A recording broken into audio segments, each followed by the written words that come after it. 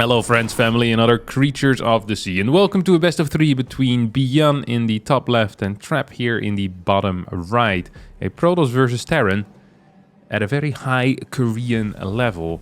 Trap, of course, has been back from the military service for a little while now, and he hasn't posted any result where we go, wow, that's crazy.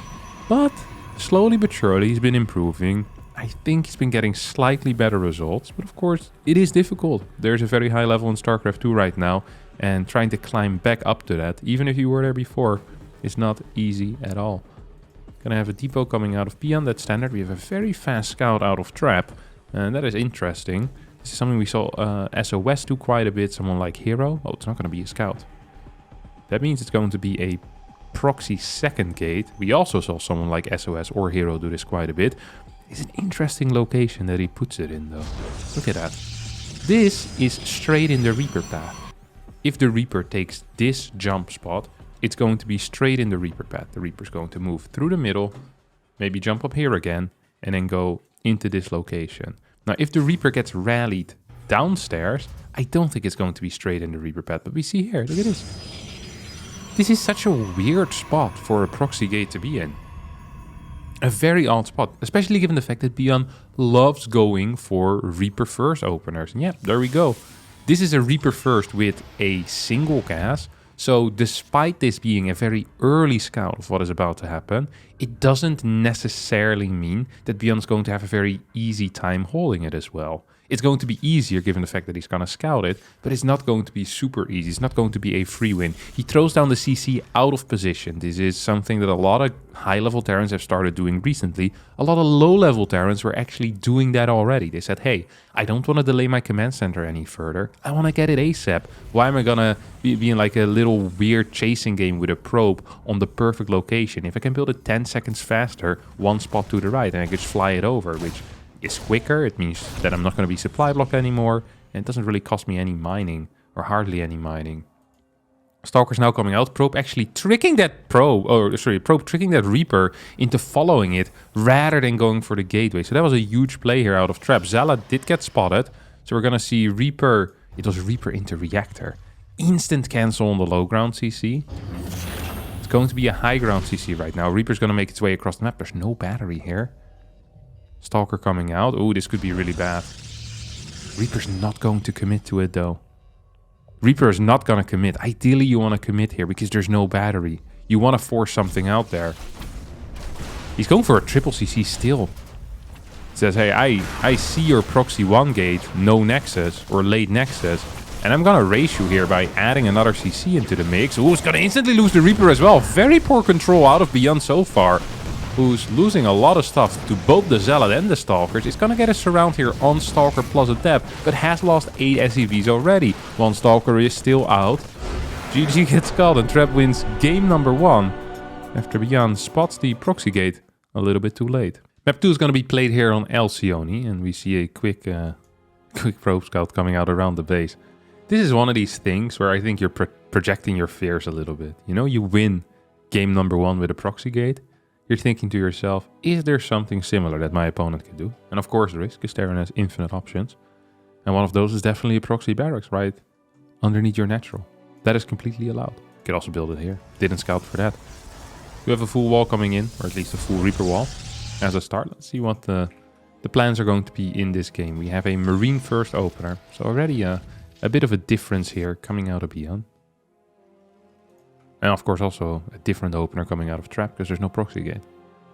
But that is an expected difference, right? You're not expecting him to pull the same trick twice in a row. CC goes down in location or on location at a very neat timing here.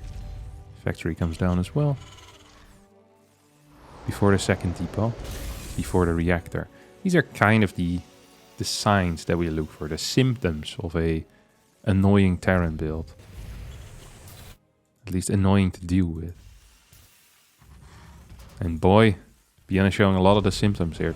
Fast factory, late reactor, really quite quick second cast. That was even before the second depot. Really fast. So his plan here is to rush out of starport, to go either for some type, it could also be just a rush out of Cyclone. I've seen that before. I'm not as big a fan of that. if this is just going to be single cyclone into a delayed starport, I'm not a fan. I love the car into the starport. So the car is the only factory unit that doesn't cost any gas, right? Mine 25 gas, cyclone 50 gas, and let's not even talk about a tank because you're going to need a tech lab with that first. So this is the optimal starport timing because you have it the quickest possible. Now, Hellion is going to come out. It's going to actually aid you in the defense against this Adept. Adept could try to turn around and deal with that Marine. It's going to die anyway. Might as well get something worthwhile out of your life, buddy. Yeah. Like, we all knew you were going down. The doctors told you. And there's a Hellion chasing you, my dear friend. It's not quite as dangerous as a snail, that if it touches you, you die, but a Hellion's a bit quicker. Actually, it might be more dangerous than the snail. The Hellion actually gets something done. Yeah, 2 kills, 1 probe, 1 Adept. Should have definitely cleared that 1 Marine. Now it's going to stay alive. And with a very fast matter of fact, this is one of these builds where you look at it and you think to yourself, this doesn't really look like a build, you know? It's going to just be like a 1 mine, 6 Marine drop type of vibe. Sometimes we even see just 7 Marines being loaded up. That's it. Nothing else. It's not managing this very accurately. It's kind of slow there with the pickup, but that's okay. Hellion is extremely damaged on the left side. Would love to see a bit of repair there so you can sneak it into the mineral line as you're starting to drop. Now, look at the movement here. Just right around the edges of Watchtower vision, of course.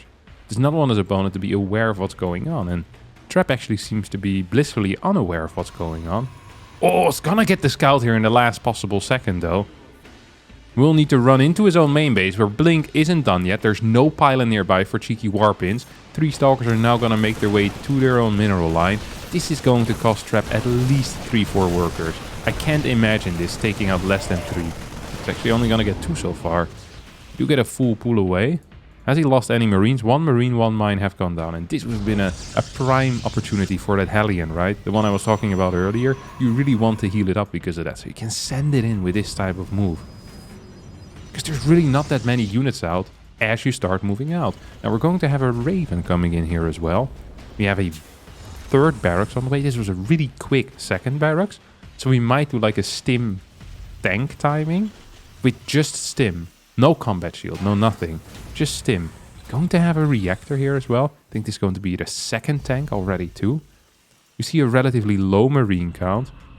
And this Raven is going to be extremely annoying to deal with. Marine's still on the other side of the map and they're occupying some of these Stalkers. Now 2 Stalkers are being warped in over here. We'll be capable of dealing with this Raven. At the same time we have the Blink in here. Gonna take out a tank. Anything else? No, not really. 3 SCVs is quite a bit actually. This Marine drop's coming back in at the same time. So a lot of action happening here all over the map. Double auto turrets as well. I would love for these auto turrets to actually target some probes rather than the Stalker initially. They could have definitely had 2-3 more probes. Drop is going to get cleared as well. 4 workers go down on the side of Trap. 3 workers go down on the side of Beyond. I feel like Trap actually getting an okay-ish trade here so far. Oh, that's not true. Look at that. Resource loss are actually in favor of Beyond. I hadn't expected that. Okay, he lost all of his Stalkers here. I thought he was going to keep some of them alive, but I guess he didn't. A little bit too busy defending that drop in the main base and the Ravens in the natural. A very active early game here, as Beyond now moves into a prime position to stop another Stalker kind of walk or blink into his main base. Let's see how that's going to work out here. Well, it's going to be 1 tank shot. It's going to be a 2nd tank shot. I don't really think you want to trade tank shots. It's not a great thing to do usually.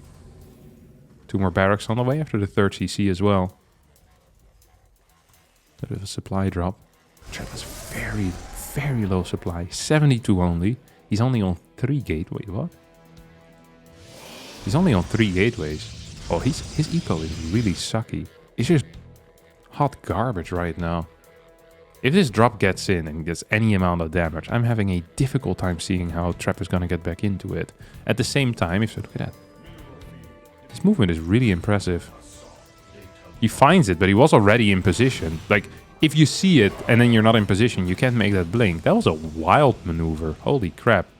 Very impressive stuff here out of Trap. Really, really impressive. Now going to catch that 2nd medevac, perhaps. Don't want to blink him forward here, but he's going to lose 1 Stalker. That was sloppy. Going to blink these back as well. That's 5 Stalkers. Observer here, seeing basically everything. Psionic Storm's about to finish up. This Widowmine's gonna get cleared.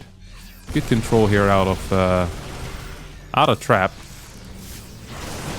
who now has the Storm available. Is gonna hit a fat Storm right on top of those bio units. And I think what Trap did here was really cool. He pretended like Storm research hadn't finished yet. He was kind of moving back and forth. And there were some opportunities for like mediocre Storms. Like 1 or 2 opportunities for mediocre Storms. But Trap said, no, I'm not gonna take those. I'm gonna wait until I have a great opportunity. Until I can get a great Storm.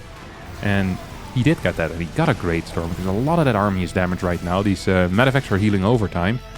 Tank does get sniped. We have 1 more Storm in there, but doesn't find the right spot to put it. Fort base needs to be built at this point. We need a fort at some point. The longer we wait with this, the more all-in we become. A prism is being added into the mix as well, so I think what's going to happen here is a push-out with maybe double forts behind it. We're only on 4 guesses, so he'll kind of need to make a decision here between Robo Bay and Forges, and it's going to be Forges. And he needs to push. He really needs to deal damage. Sitting back at home while you're down 4 workers, you're down in upgrades, that is not really a move that I endorse. That is absolutely not a move I endorse. This is a wild blink that I also don't endorse whatsoever. It's going to lose quite a few units here. Now Zealot Runby comes in, but Beyond is just ready for it. Has the Ghost Academy in the wall. This is something we've seen a lot of Terran players do. Ghost Academy, of course, a very tanky building. You can often see like a couple of depots being added into the mix as well. But even just having a Ghost Academy there already kind of creates a choke, makes it harder for these Zealot Runbys to do something. It's lovely to see kind of the evolution of Terran Sim City, from it being non-existent and now Terrans actually thinking about where they place their buildings, which is phenomenal stuff. Prism is empty. Of course, Beyond doesn't know that. So he was preemptively EMPing that Prism already. It's like, I bet a Templar's about to drop out. This was definitely in Beyond's vision.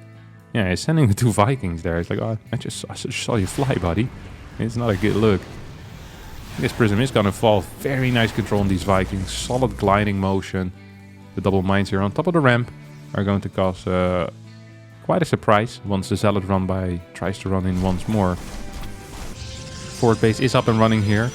1-1 is on the way. We have 1-1 already done for Beyond, who started his 2nd eBay and his 2nd armory, but it didn't line up perfectly with the finishing of the first set of upgrades. That is a little bit sad, because he could have been much further ahead in the upgrade count had he just managed that a little bit better. His follow-up is going to be... what is it actually?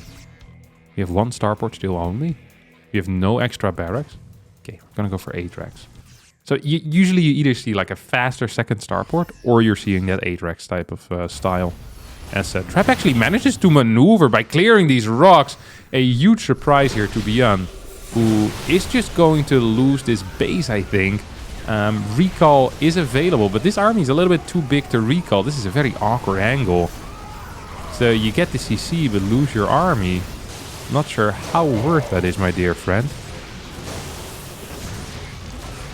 I'm not sure how worth that is. That seems like a bad trade. Like, yes, I'm sure. Oh, he already had a backup CC as well. That makes it even funnier. Like, he just threw his entire army into something Beyond had 2 of already. Not a good look. Not a good look. This is also just a pure Templar army. Which means that the moment, oh my god, EMPs manage to hit, it's going to be a huge deal. Because if there's no storms available, there's nothing available really. These storms are phenomenal so far though. How many medevacs do we have? We have 5, most of them are empty.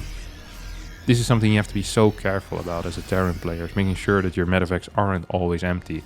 And I actually really like what Trap is doing here. He's saying, hey, I can't attack straight up into you, so I'm just going to use my Stalkers and my Templar. And as I say that, he starts running forward with Zealots. This is not a fight that you want to take, at least not like this. He's going to hit 1 fat Storm in the middle. I mean, he was doing such a good job with just range units plus Templar. That makes a lot more sense to me. You really only want to involve the Zealots once you know you're going to win a fight. Not when you believe you might win one, but once you know you're going to win a fight. He's sending it right now into the fort base. This is a call that I just can't agree with. I just can't. I don't think we have any right to be here right now. I really don't believe so. Like, Beyond is one good EMP away from just moving across the map. I think using those zealots as a run-by is allowed. I think using those zealots as a second army is allowed. Poking with range units while having Templar is definitely allowed. But rushing in with units that you can't really replace at the moment, I don't think is allowed. Like, the gateway count needs to grow first. There we go. We're going to add 4 more. This is a very good call. 2-2 is going to need to finish up as well. That is also extremely important. This Archon here is actually stuck. Beyond right now has his maxed out army and soon will have the upgrade that he needs and that he wants. He's going to have 2-2. Overall, the ghost count is at 12. We only have 5 Templar. That means every Templar needs to feedback and then still storm. Here we go, we get 1 storm, but that's more of a zoning storm. The Viking count isn't high enough, by the way. 2 of them will get taken out before the fight really occurs. This is so hard to manage here for both players because storms are going to come from everywhere. These storms are going to hit the army in a big way. Beyond drops a little bit in supply, but also kites a lot of these zealots. A lot of these zealots are falling here, and I think Trap is getting a little bit over-eager. This was a good army that Trap had created over time, but now, once again, in the chase is where he loses most of his crap. This is the problem with Zealots. Zealots are a melee unit. They need to get up close to deal damage. Terrans have very fast units and they can kite you. And that's what we're seeing here. We're seeing a good start of the fight every single time, supply-wise.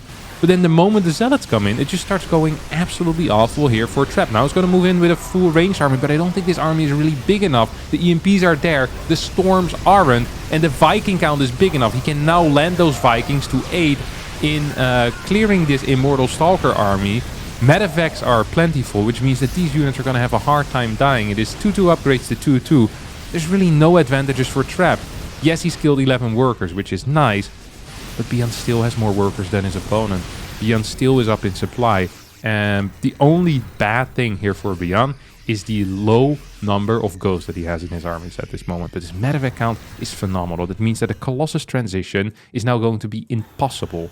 Because you can just be building pure Vikings. You have 2 starports that only need to think of Vikings. So you get 1 or 2 waves of Vikings. You're going to have 6, 10 Vikings. No number of Colossus is going to be worthwhile. We don't have a disruptor count yet either. Yes, we do have double robots, but we're not building any disruptors. That means that really Trap is working with a very short-term army. He wants to fight right now and he wants to get good fights, but he does get the fight right now, but it's not a good fight whatsoever. We see Beyond just kind of trashing him here. Medevac still alive, more Vikings being built. 3-3 actually faster for Beyond, which is wild because his 2-2 ended up finishing slower than his opponent. Zealots trying to come in for a flank, and yeah, these are just not going to be doing a whole lot. Beyond could definitely be kiting this a bit better because he's taking a lot of these charge lock hits, but this still was an absolutely fine trade. And I think the story of this game really is Trap taking good engagements every single time, or almost every single time. The start of each engagement was so freaking brilliant, and then he kind of throws it all away in being over-eager, sending his Zealots into their death. Like, that is not how you're supposed to be using your Zealots. He's kind of losing them again and again and again. Now he's losing his 5th base, and with Beyond already being on 5 with a 6th on the way, 3-3 about to finish up, I just don't really see a way for Trap to come back into this. Like I said, Colossus are not really a viable transition path due to the high medevac count we already have. It just means that Viking production is too easy. Like, even if right now Beyond goes in and sees, oh, you have 3-4 Colossus, that's okay, I could just go back for that. I think he's not going to make that judgment call, though. He sees only 2, he's like, oh, I have a lot of ghosts. I have like half a Viking in here, this should probably be enough. I have a bunch of Marauders coming in for it as well. My upgrades are bad, you know, are sick. Oh. Can't do that. Yeah, so 4 Vikings coming out. We have +2 ship weapons done as well. This is a wild warp in, I understand it.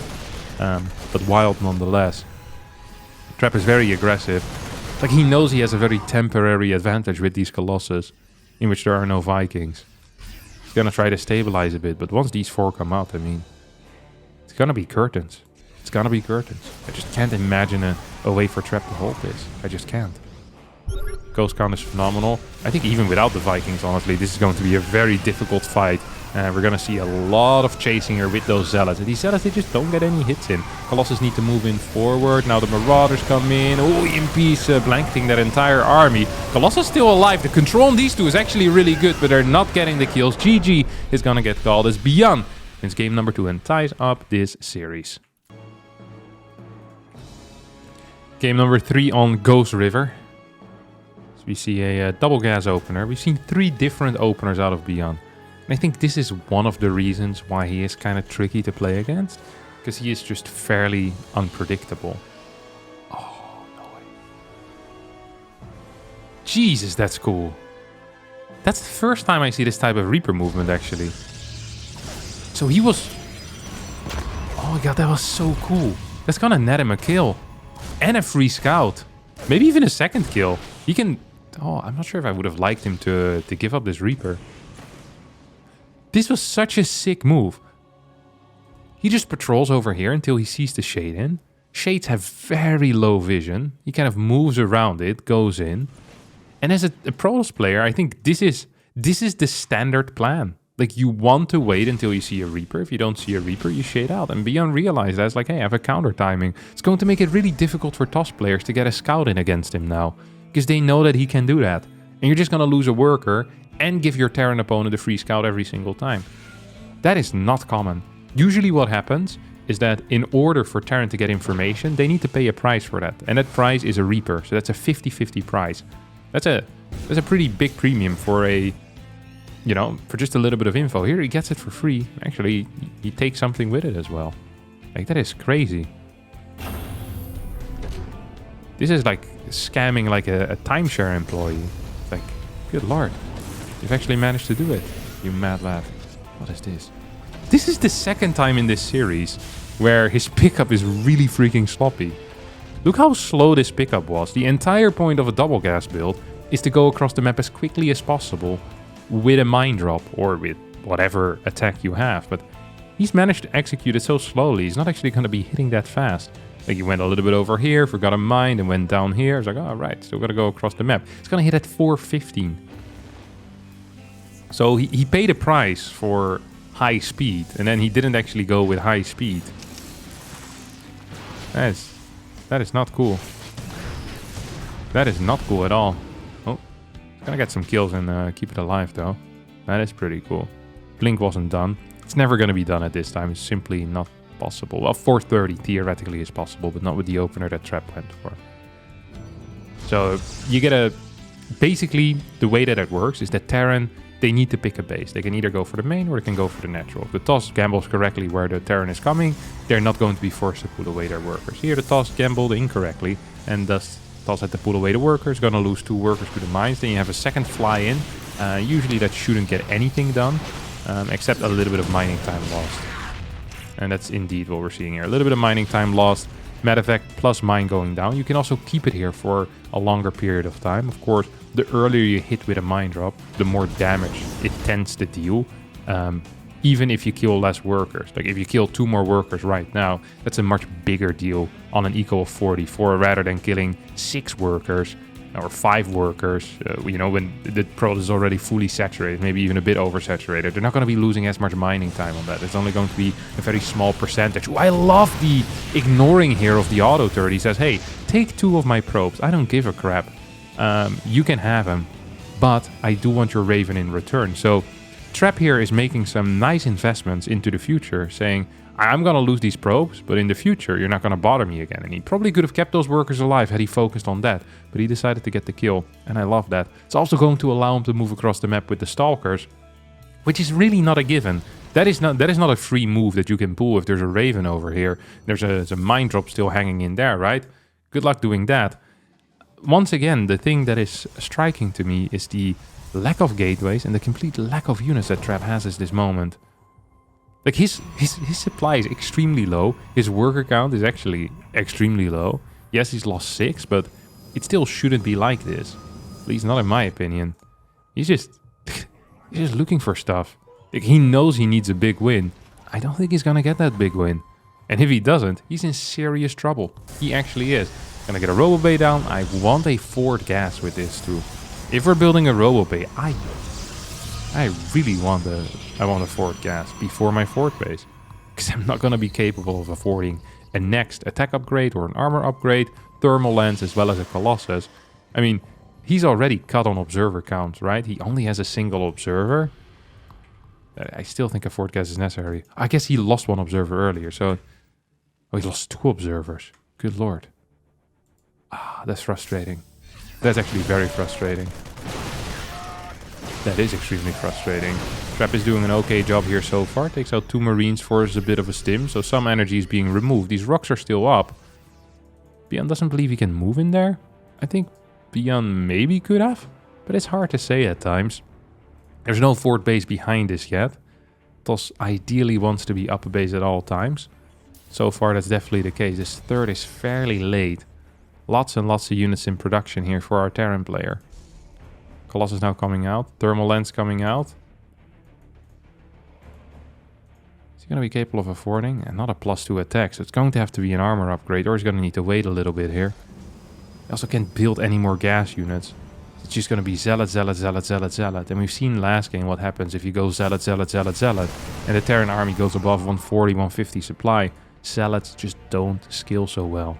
It's an absolute fact of life. Yeah, next Colossus needs to be built. Still no second attack upgrade. This is why I said I want the 4th gas. Yeah, Trap doesn't want to listen. Now here you are without your upgrades. Yeah, good luck with that second forge on 3 gases, buddy. Like he's going to be building Zealots until eternity passes. Now going to move forward a little bit. We have a Zealot run by. Except there's no third base. Can't really run by into something that ain't there yet. It's about to land and a couple of SCVs will go down. This fight over here is actually quite okay for Trap. He's doing a good job. Gonna warp in a couple more Zealots because that is really the only thing that he can afford right now. I'm expecting 1 more Colossus behind us. I'd love to see some Chronos on that too. Worker count is only at 64. This is one thing that I have noticed is that Trap actually is completely okay at being on fairly low worker counts. Now gonna come in for a flank. And I think actually might win this fight. This was a very good fight here for Trap. Oh, was it? Actually, it looked better initially than I think it really was. Zealots are going to clear a couple of these SCVs. It's 54 workers to 68. 2-1 is now on the way. It's going to be a prism behind this. 2 Colossus. This always feels so freaking scary to do. Especially if you don't have a prism here yet. Like, Marauders are tanky as hell. They really are. Mines are gonna connect. No, they're not. Good blink aways. Observer gets sniped. Oh, I'd be so afraid if I were Trap here. But Trap, he's ballsy. He knows what he wants. And he wants it now. He wants some fat swipes over here. Look at that. Dealing a lot of damage. Up about 20 supply. Can be on hold this. For now, he is. He has lost 13 workers. The first Viking hits the field and it's gonna help out. Of course, with this type of Stalker count, you should be capable of clearing it. It's a good trade, though, out of Beyond. Still has a bunch of these units in this medevac. I think they've been there for a very long time as well. Definitely do need to land. The CC is falling lower and lower. Could right-click it here for a second. Move back a little bit. Try to right-click that CC. It's not quite what's going to happen. Beyond potentially holding here. Has a lot of those Marines and Marauders on the ground. CC falling lower and lower. 87 supply, though, and a lot of that is in medevacs. Trap is actually gonna get a W. That is very impressive. Very cool stuff. He has such a wild style of playing. Just super aggressive and completely worked out. I did not think that fight over here was gonna go as well for Trap as it ended up going. But it did. Sometimes it do be like that. 5 bases behind this as well. 73 workers. Phenomenal playstyle here. Love to see it. All right. Going to be it for me today. I hope you all did enjoy this. If you did, don't forget to hit the like button, subscribe to the channel. I'll see all of you next time for a new video. Bye bye.